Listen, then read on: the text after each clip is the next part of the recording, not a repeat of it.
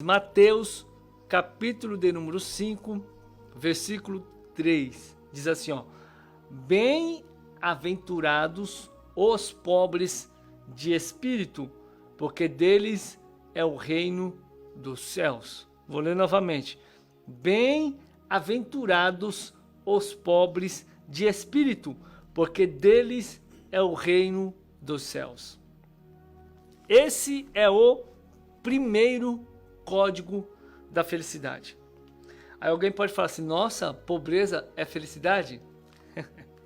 Aí eu te pergunto, se você quiser participar conosco, mandar aí alguma fala sua, alguma dúvida, né? Algum questionamento, ou também falar alguma coisa, mande para nós pelo WhatsApp, ou também pelo Facebook ou Instagram, uma pergunta, alguma coisa do tipo acerca disso. Porque aqui está o primeiro código da felicidade, a bem-aventurança. O que é bem-aventurança? Bem-aventurados. A palavra bem-aventurado, ou seja, bem-aventurados é Macarios, né? Ou Macairos, é Macarios, é a felicidade perfeita, ou é a felicidade plena. Então veja, existe felicidade perfeita? Existe. Existe felicidade plena? Existe.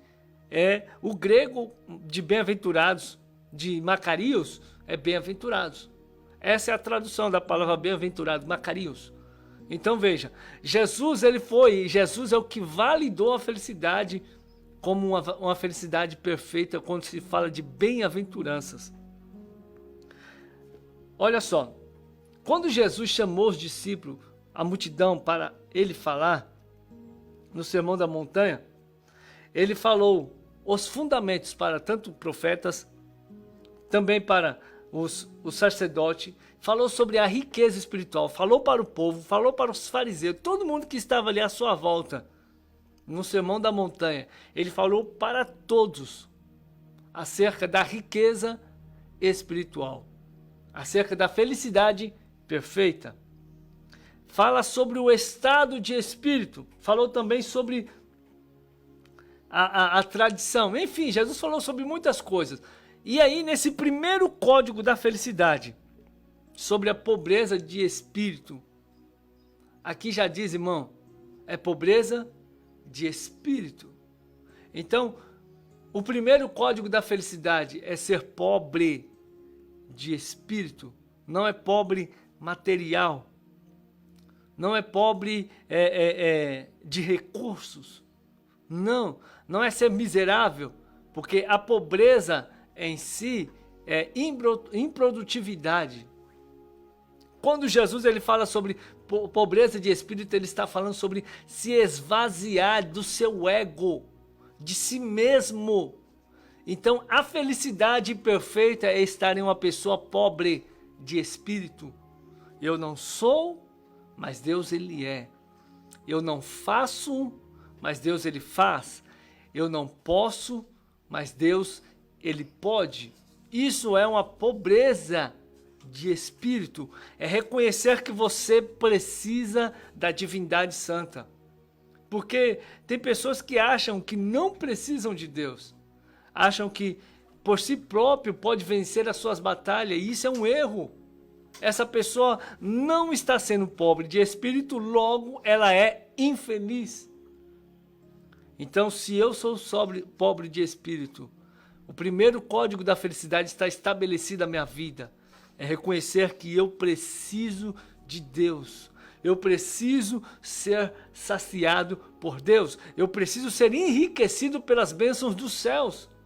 Olha só o que diz o salmista. Assim como a corça se anseia pelas correntes das águas, assim a minha alma suspira por ti, ó Deus. A minha alma clama por ti. Por quê? Porque o salmista estava dizendo da necessidade da água espiritual. Jesus um dia ele encontrou com a mulher samaritana e ofereceu água viva para aquela mulher, ou seja, uma água a qual ia jorrar para a vida eterna. E aquela mulher ela estava vazia.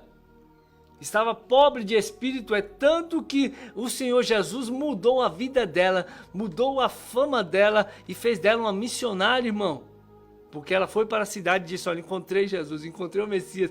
E todos, a Bíblia diz que todos ouviram aquela mulher, todos.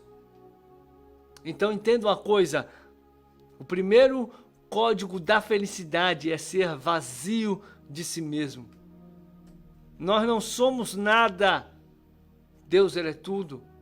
Ele pode todas as coisas. Os pobres de espírito, Jesus dá o maior exemplo.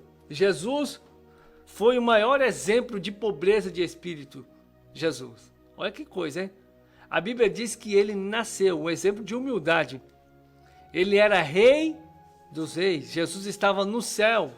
Jesus estava no seu trono, tranquilo, de boa. Jesus estava lá nas alturas com o Pai, com os anjos e todo mundo adorando. Jesus, filho do Deus vivo. E de repente Deus envia Jesus para morrer em meu lugar. Deus enviou, a Bíblia diz, porque Deus amou o mundo de tal maneira que enviou o seu Filho unigênito para todo aquele que nele crê, não pereça, mas tenha vida eterna. Então Deus enviou Jesus, desenfeitou a sua glória, tirou Jesus da sua glória e enviou para a terra. Sabe onde que Jesus nasceu, irmão? Jesus não nasceu em um palácio. Jesus, ele não nasceu em um lugar pomposo, cheio de riqueza. Jesus, ele nasceu num estábulo, onde tinha cheiro de fezes. O maior exemplo de humildade foi Jesus. Pobreza de espírito, ele sendo o filho do Deus vivo.